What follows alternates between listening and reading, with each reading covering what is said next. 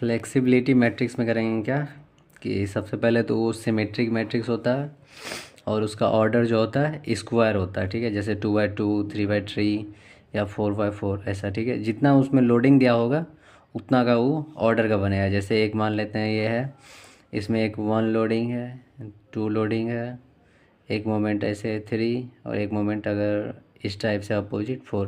तो ये इसमें अगर 4 लोडिंग है तो इसका कितना हो जाएगा ऑर्डर 4x4। तो फ्लेक्सिबिलिटी मैट्रिक्स होता है जस्ट डेल अपॉन पी, ठीक। और स्टीफनेस जस्ट उसके अपोजिट होता है पी अपॉन डेल।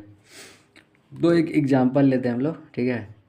एक फिक्स ये है कैंटिलीवर बीम है जिसमें एक अपर लोड लगा हुआ है 1, एक साइड से 2 और एक मोमेंट लगा हुआ है हमारा ये एंटी क्लॉकवाइज में 3, ठीक है।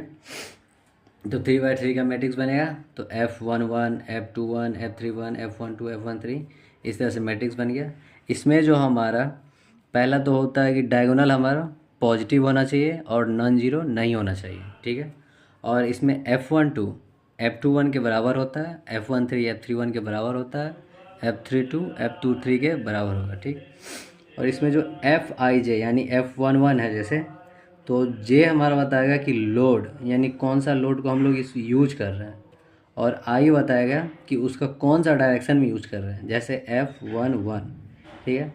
और सॉल्यूशन जो करते हैं हमेशा पहला कॉलम, फिर दूसरा कॉलम, फिर तीसरा कॉलम, फर्स्ट कॉलम, फिर सेकंड कॉलम, फिर थर्ड कॉलम। तो फर्स्ट कॉलम में क्या है 1 1 2 1 3 1। ये जो 1 1 है ये लोडिंग है कि हम किसका काम कर रहे हैं, और ये है उस डायरेक्शन में। तो जैसे F11 ये हो गया, F11 ये 1 वाला है।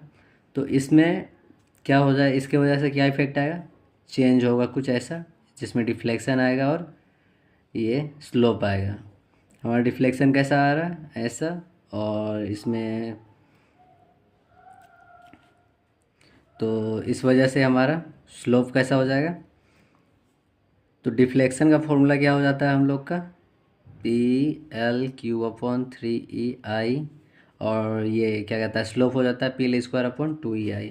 तो F11 1 के वजह से 1 में क्या चेंजेस आ जा रहा है, पहले के वजह से इस बीम में फर्स्ट डायरेक्शन में, इसी डायरेक्शन में 1 के डायरेक्शन में क्या चेंज आ रहा है। तो PL³/3I और P यूनिटी हो गया 1 हो गया, तो L³/3I। उसके बाद F21 1 के वजह से दूसरे डायरेक्शन में, दूसरा डायरेक्शन किधर है इस साइड, तो इसमें क्या चेंज आ जाएगा। अब 1 इस साइड में तो कोई डायरेक्शन में चेंज लाएगा नहीं, तो 0 हो गया। और F12 उसके इक्वल होता है, तो ये निकल गया।